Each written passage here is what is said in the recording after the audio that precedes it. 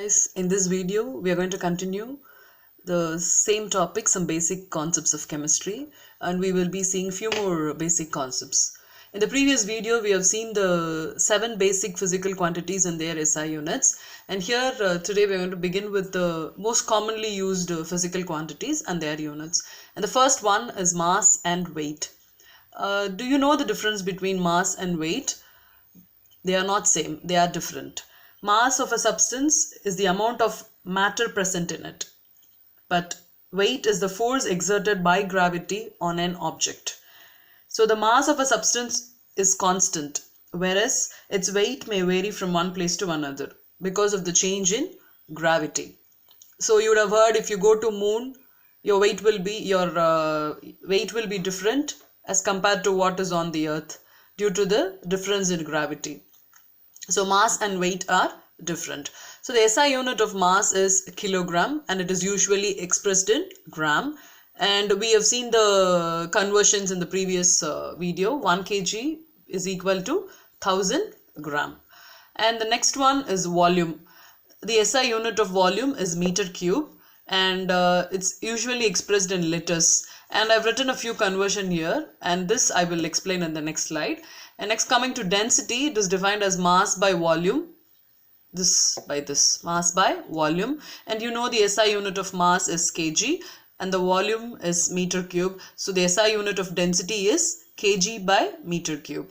In the same way, I've told you temperature's SI unit is Kelvin, and it can usually be referred in Fahrenheit or Celsius. And there is a conversion, like if you want to convert your given temperature into Fahrenheit, if it is given in Celsius, multiply it by 9 by 5 and add 3, you will get the temperature in Fahrenheit. Same way, if you have your temperature is in degree Celsius and you want to convert it into Kelvin, add 273.15. So this is the commonly used physical quantities and their units. Now we'll move on to this conversion. Volume, how to express it in decimeter cube and centimeter cube. So before we move into the conversion of volume units, let's define what is volume. Volume is measured by how many cubic units it would take to fill a given space. That is called as volume. Say for example, I have a cube. This is a cube and its side is 1 centimeter. Now what is the volume of this cube? 1 into 1 into 1. So when I multiply 1, the unit here is centimeters, so I have to multiply that also. So 1 centimeter into 1 centimeter into 1 centimeter will be equal to 1 centimeter cube. So what is the volume of this cube? It is 1 centimeter cube. So remember, it is measured in cubic units. Same way, take this box. This is also a cube, but the length of the side is 1 decimeter. So what will be the volume of this cube? 1 decimeter cube is the volume. Same way, consider this box with side 1 meter. Now what is the volume of this box? 1 meter cube. Now look here, I have written the side to be 1 decimeter. In the previous video we have seen how can you relate decimeter with centimeter. 1 decimeter is equal to 10 centimeter. So in terms of centimeter, how will you find out the volume? 10 centimeter into 10 centimeter into 10 centimeter. So you will get 1000 centimeter cube. So 1 decimeter is actually equal to 1000 centimeter cube. So the volume of this box is 1000 centimeter cube. Say for example, consider this as a cube of side 1 centimeter. Let this be this cube, side 1 centimeter. So what is the volume of this cube? The volume of this cube is 1 centimeter cube, because 1 into 1 into 1, that's how you calculate volume. So the volume of this cube is 1 centimeter cube. So I have one more cube. Let this be another 1 centimeter cube. So if I want 1 decimeter, what I should do? I should take 10 pieces like this. This is a cube of 1 centimeter cube. This is again 1 centimeter cube, and I'm taking one more. So this is again 1 centimeter cube, 1 centimeter cube. So if I have to take 1 decimeter, then I have to pick how many? 10 more like this. I have to take 10 pieces of these boxes, cubic boxes, to get 1 decimeter. So if this is a cube of side 1 centimeter, then what do we conclude? This box has a capacity of 1000 centimeter cube. So that is the volume. And now if you are trying to pour a liquid into this box, it can hold 1 liter of liquid. So you know 1 liter is equal to 1000 ml. Now what is the connection between this liter and centimeter cube? We already told this box has a capacity of 1000 centimeter cube, and in case of liter it can hold 1 liter of water. So all these are equivalent units. 1 liter will be equal to 1000 ml, which is equal to 1000 centimeter cube, because this box can have a capacity of 1000 centimeter cube, which is also equal to 1 decimeter cube. Now come to this box. This box has a side of 1 meter. So what will be the volume of this box? What is the capacity? 1 meter cube is the capacity of this cubic box. And now we'll move on to a new topic, precision and significant figures. When you measure counting something like eggs, bananas, chairs, tables, it can be known accurately because they consist of exact numbers. Similarly, defined quantities are also exact. For example, there are exactly 60 seconds in exactly 1 minute. But many scientific measurements involving some measuring devices cannot be known accurately, because the accuracy of any measurement depends upon the accuracy of the measuring device which is used and the skill of the one who is measuring. For example, if you are trying to measure the length of a room using a tape, then every time you measure you get a different count, because a fraction of value will be different every time when you measure. If you are measuring it with a tape, you are likely to get a more accurate value than by pacing it off. If you are trying to measure it using your fingers, you try to give a measurement, then it cannot be accurate every time. So one method to judge the quality of measurement is to repeat it. Since each measurement is likely to give slightly a different result, we have to take the average value. So now I will define what is accuracy and precision. There are two terms, accuracy and precision. When you are taking an average value of different measurements, if it is close to the correct value, then the measurement is said to be accurate. The individual measurements may or may not be close to each other. Look here, we have a measurement taken by 3 persons. I've written an example, person A, B, C and D. You're going to measure a length of 10.5 meter. This is the accurate value. So the person A is doing it 4 times and taking an average. Same way, all the persons are measuring it 4 times and giving an average value. Adding all this and dividing, you get an average value. If the average value is close to the actual value, then we say the result is accurate. No matter whether these values are close or not, if the average value is closer to the actual length, then we say the result is accurate. Same way, if the values of different measurements are close to each other and hence they are close to their average value, the measure is said to be precise, which means not only the average value, these values, individual measurements should also be closer to the actual value. Then we call the result as precise result. Now look at A. See, you have 10.3, 10.4, 10.5, 10.7 and the average is 10.4. What is the actual value? 10.5. The average is closer to the actual value. So you can say this measurement is accurate. Now look at the individual values. These values 10.3, 10.4, 5, 7, all these are close to the actual value. So you can say it is precise. So the measurement of person A is both accurate and precise. Now come to person B. Look at the average value. Average value is not closer to the exact value. Okay, but these values are closer to one another. No matter whether they are closer to the actual value, they are closer to one another. So if they are closer to one another, you can say this result has good precision, but it has poor accuracy because the average value is not closer to the actual value. Now coming to person C, see the values and look at the average value.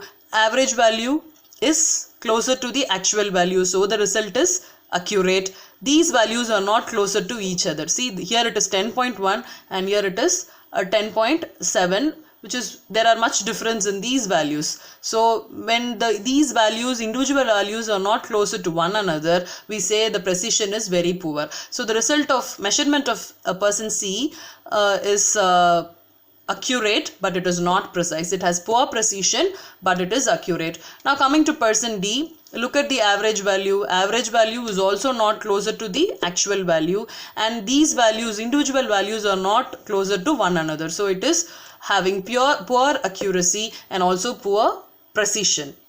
So remember, if your measurement should be called as accurate, the average value should be closer to the actual value, and if your result is precise, then the individual measurements should be closer to each other and also should be closer to the average value. Then only your result is precise. But for accurate result, if it is closer to the average value is closer to the actual value, then your result is accurate. So in the light of what has been discussed just now, it is necessary to indicate in the reported result how accurately it has been measured. For example, suppose the mass of an object has been determined to be 14.5678 gram. Suppose the accuracy of the balance is 0.001 gram. Okay, if the accuracy is 0.001 gram, then the actual mass of the object will be the measured value and plus or minus this value. That is actually the actual mass. So between the values, if you add this value with this, you will get this one, and if you subtract this value, you will get this value. So the actual mass of the object lies between these two values. Okay, 14.5677 and 14.5679. So the first 5 digits are certain. Okay, see, in all the 3 cases, 14.567 is same. But what changes? Here it is 8, here 7 and 9. The last digit is uncertain. So the last value involves an uncertainty of plus or minus 1. All measured quantities are reported in such a way that only the last digit is uncertain. Usually it is plus or minus 1. So the total number of digits in a number, including the last digit whose value is uncertain, is called as the number of significant figures. Okay, what are significant figures? The total number of digits in a number, including the last digit whose value is uncertain, is called as the number of significant figures. And I've written few examples for the rules. So how to find out the number of significant figures? The first rule is all non-zero digits as well as the zeros between the non-zero digits are significant. You're going to determine how many significant figures are given in a number. Okay, now see 567. There are 3 significant digits. 0.48. 2 significant digits. Here 1, 2, 3, 4. 4 significant figures. Here 3 significant figures. So all non-zero digits. So 5, 4 are non-zero digits, as well as zeros between the non-zero digits. So there are 2 zeros between these non-zero digits. That should also be included as significant figure. So here the number of significant figure is 4. See the next example. Zeros to the left of the non-zero digit in a number are not significant. So these are zeros. They are to the left of the non-zero digit. 4 and 5 are non-zero. This is present written to the left. So this is not included as the significant figure. So here there is only one significant figure. Here there are 2 significant figures. Now see the third one. If a number ends in zeros, but these zeros are to the right of the decimal point. See, there is a decimal point and this 0 is written to the right of the decimal point. Then these zeros are significant. Now 5.0. This is the third rule. Now the 0 is to the right of the decimal point. So this is included as a significant number. So there are 2 significant figures. Here 3 significant figures, and here 1, 2, 3. 3 significant figures. I told you these zeros are not included and these 2 zeros are after the decimal. Okay, but why we are not taking this 0? Because it is coming before the significant figure, which means non-zero digit. So this is not included. So the number of significant figures here is 1, 2, 3. There are 3 significant figures. Now fourth rule. If a number ends in zeros but these zeros are not to the right of a decimal point, then these zeros may or may not be significant. See, I've written a number here, but the decimal is here. So these zeros are not coming after the decimal point, I mean right of the decimal point, then these zeros may or may not be significant. So to solve this ambiguity, we express these values in a form called exponential form. For example, these mass can be written as 1.05 into 10 to the power 4 gram. Okay, 1.05. So the decimal is here. I am moving the decimal to 1, 2, 3, 4 digits. So I am writing 10 power 4. Or I can write 1.050 into 10 to the power 4 gram. Or 1.0500 into 10 to the power 4 gram. In this case, the number of significant figure is, how many significant figures are there? 3 significant figures. Here there are 4 significant figures. Here 5 significant figures. This way we are writing, and this is called as scientific notation. When you are expressing in scientific notation, remember in these cases the significant figures of only the first factor is counted, not this. You should not include this. Only this will come when we count significant figures. So now let's try to find out the number of significant figures. Say for example 4.523. How many significant figures are there? There are 4 significant figures. If I write 2.3, how many significant figures are there? 2 significant figures. If I write 23 also, there are 2 significant figures. If I am writing 13.063, there are 5 significant figures. So this is how you have to find out the significant figures. Now the reason why we are learning about significant figures here, we have to report our answers result in the more accurate way. That's the reason why we are learning about significant figures. Now I'll teach you how to determine the number of significant figures in an answer. When you're reporting an answer, how many significant figures should be there? If you are doing addition and subtraction, okay, in your answer, you should have same number of decimal places as that in the least number of decimal places. I'll explain you that. Here we don't look for the significant figures. We will go with the decimal places. When you're adding or subtracting, you go with this. Now you're adding these 3 values, 4.523, 2.3, 6.24. If you're adding these 3 values, you're getting an answer 13.063. This is the actual sum.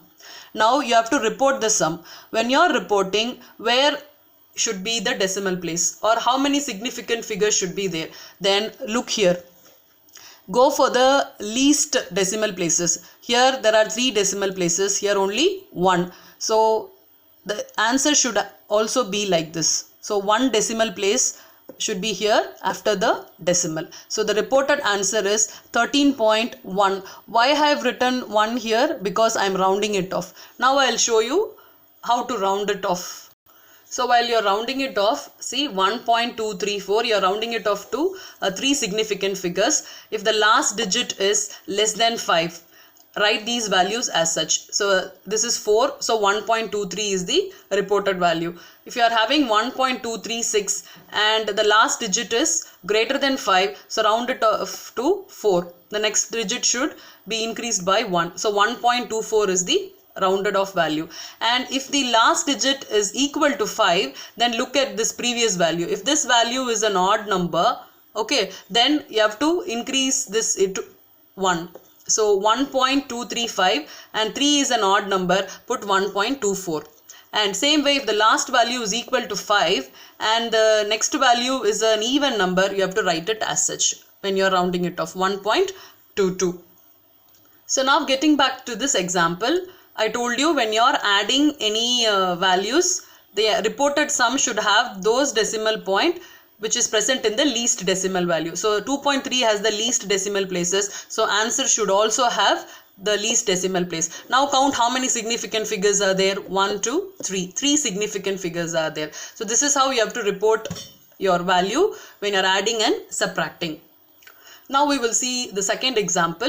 You are adding these 3 values. You are getting an answer of 14.884. And just now I told you in which case there is least decimal place. All the 3 have the same decimal places. Here also 621, 3 decimal place, 3 decimal place and 3 decimal place. And your answer should also have 3 decimal place. So this is the reported sum. Same way, 14.84884. But you have to be very clear when you're talking about decimal places and significant figures. Now the decimal place is 3. What is the number of significant figure here? 4 significant figure. That's what I've written. Here also the significant figure is 4. Here also the significant figure is 4. But in the answer the significant figure is 5. So when you're subtracting and adding, when you're writing the answer, the reported sum should have the decimal places same as the least decimal place here. Don't worry about the significant figures. Now look at the third example. You're adding these 3 numbers. You're getting an answer of 183.3. But your answer should have as many decimal places as here in this value with the least one. See, here you have 2, 1, none. So your answer should have no decimal places. So 183 will be the answer. Hope you understood. This is for addition and subtraction. If it is for multiplication and division, we are not going to look for the decimal places. You are going to look for the significant figures.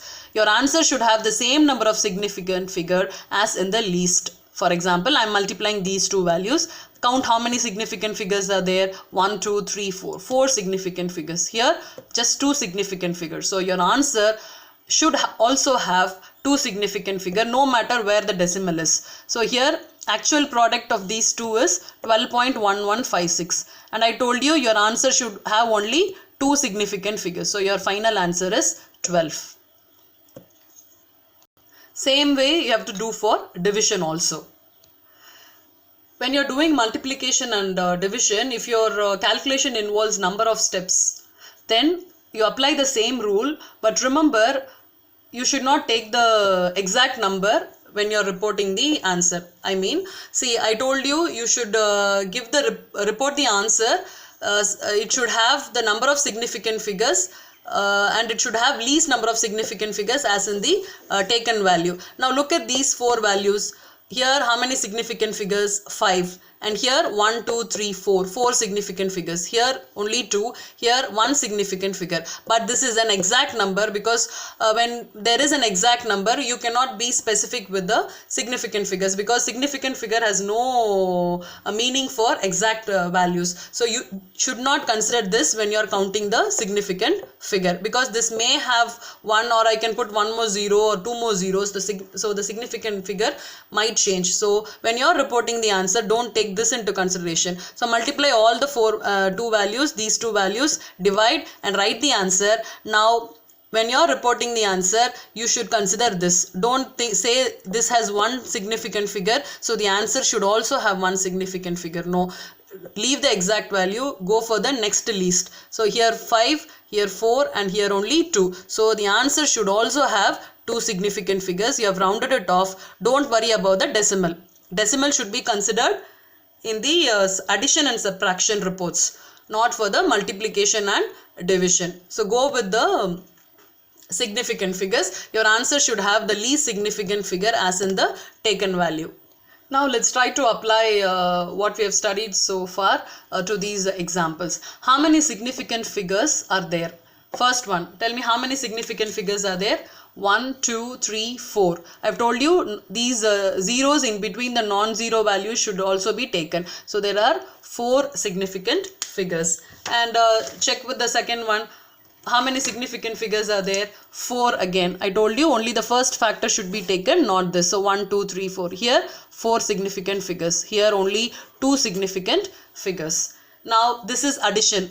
When you add, you get a value, but how many decimals should be there? Don't look for the significant figures. How many decimals should be there? I mean, how many places should be there after the decimal? 1 place. So your answer should be 18.9. See, 1 value. Here it is 4, but we will not take this. Least only should be taken. So your answer should also have 1 place after the decimal if it is addition or subtraction. Now coming back to this, you are multiplying this. If you are multiplying this, I told you, you should go with the number of significant figures. Here 2 significant figure, here the significant figure is 4, but I told you exact value should not be taken into consideration. But that rule is only when you are doing multiple calculations. If it is involving a lot of calculations like this, we have seen already like this, then you should not take the exact value. But here we will take the exact value. So your answer should have two significant figures. So if you multiply these two, you get a value of 88.83, but your reported value should be 88 because there are only two significant figures in the list, so your answer should also have the same one. And coming to the next one, express the following to four significant figures. So you're going to express this in exponential form.